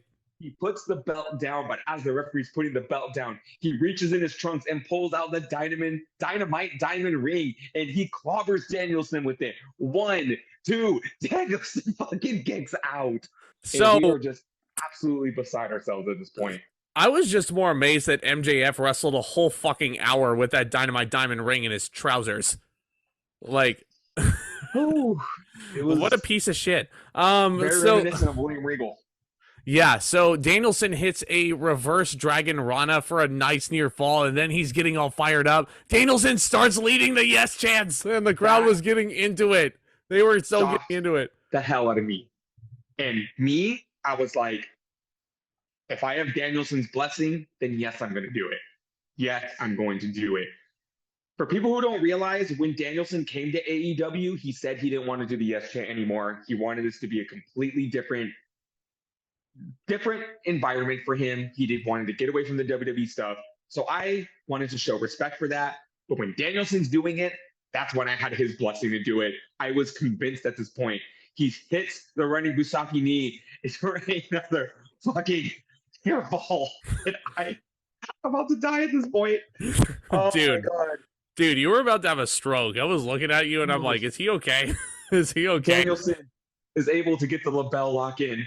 And as MJF is reaching for the ropes, the referee sees that the diamond ring is on his finger. He grabs MJF's hand. I was ring off him. And I was so convinced that was it. I was so convinced he was going to tap Danielson is going to win the championship. And again, MJF And then he's banging on the mat, and I'm just like, please put me out of my fucking misery. So, and then Danielson, great transition into a single leg crap rather. MJF, one finger on the middle rope, and it's the middle finger actually. Yes, he puts his middle finger on the bottom rope, and then he taps out after he puts his hand on the rope. And Danielson is fooled. He thinks he's won. Referee Bryce Remsburg tells him he hasn't. This gives MJF enough time to grab that oxygen tank and clock Danielson with it. The referee had no idea. Then he locks Bryan in the yes lock. And even then, it was like, oh my God. Danielson is getting, like, he's going to pass out. I was like, are we really going to have the same finish? This guy's going to, like, fucking lose to his own finisher. Danielson is fighting again valiantly, but then he sputters, taps out to his own move, and the crowd fucking was deflated. Like, the air just, like, Tomas was heartbroken. I was heartbroken. Like, roller coaster. Yeah. This match gets 6 stars. 6 stars, man. This oh my was God. An absolute emotional roller coaster from start to finish. And here's the thing. The whole Iron Man match, the first 60 minutes, yeah, that sounds weird saying, gets 5 stars. That overtime, though, I have never been emotionally tortured by a match live before. And I am so blessed and honored that I was in attendance for that match. Because that was the greatest main event in AEW history. And I was there for it. For the longest time, Brock Lesnar versus Roman Reigns at WrestleMania with Seth Rollins' famous cash-in was my favorite match I've ever seen live. Brock Lesnar and Roman Reigns at 31. It's been overtaken. This match gets 1,000,000 stars. I don't give a fuck. I loved this match so much. Here's the thing. Going into this match, I knew MJF was going to retain. He's only held the title for what, like 4 months? Yeah. His title reign has so much life left in it. And I know Danielson, as much as I want Danielson to be world champion, it wasn't in his cards right now. No. But just the drama and the people don't realize why Danielson is so loved, whether he's in WWE, whether he's in AEW. Literally 2 days before we went to this pay-per-view, I rewatched WrestleMania 30. And I'm not going to lie, I watched that main event and I said, I don't think Danielson can ever get over in AEW the way he was over in WWE. Boy, was I proven wrong with this main event. There is just something about Danielson, whether it's WWE or AEW, fighting for a world championship that just makes you want to see him win. And just seeing that live and just seeing my emotions get played with the way they did. I knew it wasn't going to happen, but I wanted it to happen. And at the last 3 minutes of that match, I was convinced it was going to happen. Yeah, so even with the predictable outcome, as you just said, Danielson, the reason why, like, one of the many reasons why he's the best wrestler in the world, he makes you believe. There's just something about him and his presentation that it just makes you want to believe in this guy and root for him. Even if you predict that he's not going to win the belt. Like, there's just a part of him and the way he tells a story that makes you just, like, so convinced that he's actually going to fucking do it. And, you know, it wasn't in the cards tonight, but man, oh man. Like, after the show went off the air, he got a well-deserved thank you, Brian chant. Yeah. I know I'm about to contradict everything I just said with putting over the future. But please, WWE or AEW, put the world title on Danielson one more time before he hangs it up. One more time. As a babyface.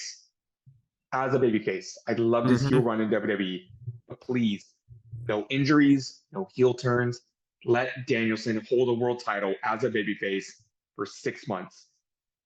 And then he can retire. That's all I want. That's all we want. We've wanted it for a decade. But, Tomas, I feel very honored and privileged that we were at Revolution live. I'm going to give this show 9 or 9.25. This is one of the greatest AEW shows that's ever been put together. The only real weak spot was Joe and Wardlow, but even then, the wrestling was pretty good in that. This I'm show, gonna give this 9 out of 10. Yeah. yeah, The matches were excellent. The storytelling was excellent, but the stories going into the matches need to matter just as much. Imagine if you're reading a 300-page novel and the first 250 pages are shit, but then the last 50 pages are the greatest story you've ever heard. You have to read those first 250 pages before you get to that last bit. And that mm-hmm. goes with wrestling. If I'm not compelled by the stuff you're putting on TV, why am I going to buy your pay-per-view and watch the match? If I'm a guy that just barely started watching wrestling last month and I am not intrigued by what you're giving me on TV every Wednesday, why am I going to give you $50 to watch your pay-per-view? I've been watching wrestling for over 20 years now. Of course, I'm going to buy whatever pay-per-view you put my way. But if you are a brand new fan that's only been watching for a couple of months, your stories on TV need to convince them to go and buy the pay-per-view. To buy a ticket to the show. I'm right there with you, brother. But yeah, it was a lot of fun. If AEW ever comes to your area, I highly recommend buying a ticket and checking them out, because Tony Khan really wants to put on, like, you know, a great show for you guys. Say what you want about him and his storytelling and how much of a goofball he is, but he really does. The thing that I really enjoy about AEW is it really does feel like he cares about the fans, and he wants to put on a good show for the fans, which is more than I can say about what Vince McMahon was putting us through. But I mean, WWE is certainly better, and it's going to be so heated this year. But I mean, Tomas has like a huge busy schedule this week with wrestling. I was going to say, I loved Revolution so much. I think I'm going to go to Dynamite this Wednesday.